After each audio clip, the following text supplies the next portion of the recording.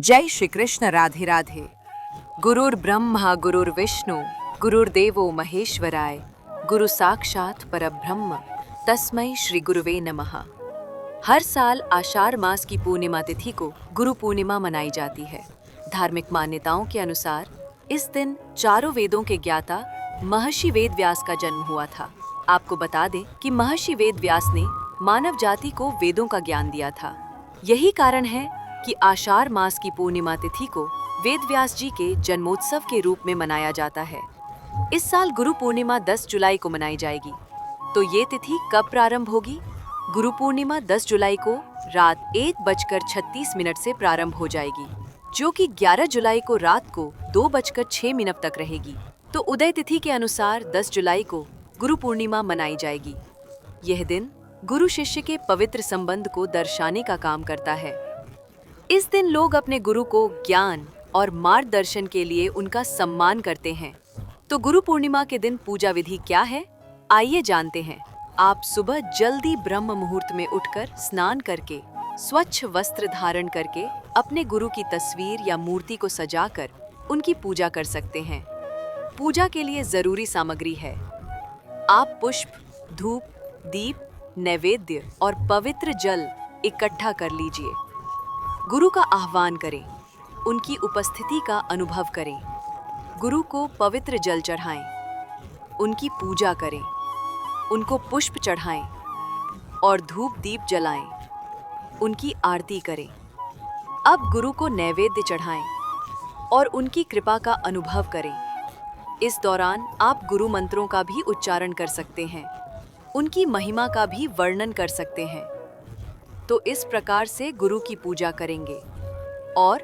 और अगर आपके आसपास में गुरु है जो आपने गुरु बना रखा है, गुरु दीक्षा ले रखी है, तो आप उनके पास जाकर भी इस प्रकार से आप पूजा उनकी कर सकते हैं। गुरु पूर्णिमा क्यों मनाई जाती है? सदियों पुरानी परंपराओं में गुरु को जीवन का सबसे महत्वपूर्ण मार्गदर्शक माना गया है। इसलिए समाज और उनके निर्माण में गुरु एक महत्वपूर्ण स्थान रखते हैं। चंद्रमास आषाढ़ के शुक्ल पक्ष की पूर्णिमा को गुरु पूर्णिमा के रूप में मनाया जाता है। आइए जानते हैं कि गुरु शब्द किन शब्द से बना हुआ है, इसका अर्थ क्या है। गु का अर्थ होता है अंधकार यानी अज्ञान, और रु का अर्थ होता है दूर करना, उसको हटाना। अतः वो गुरु होता है जो हमारे जीवन से अज्ञानता के अंधकार को दूर करता है और हमें ज्ञान प्रदान करता है। साथ ही हमारे जीवन और मन की सकारात्मकों और चेतना का संचार करता है। धार्मिक मान्यताओं के अनुसार महर्षि वेद व्यास ने 4 वेदों का संकलन किया था। ये वेद भगवान ब्रह्मा द्वारा पढ़े गए थे और संसार के प्रत्येक व्यक्ति पर ऋषि वेद व्यास के इस योगदान का ऋण है। उन्होंने अनेक पुराणों की रचना भी की है। तभी से गुरु पूर्णिमा के दिन गुरुओं को समर्पित किया जाता है और इसे गुरु पूर्णिमा भी कहा जाता है।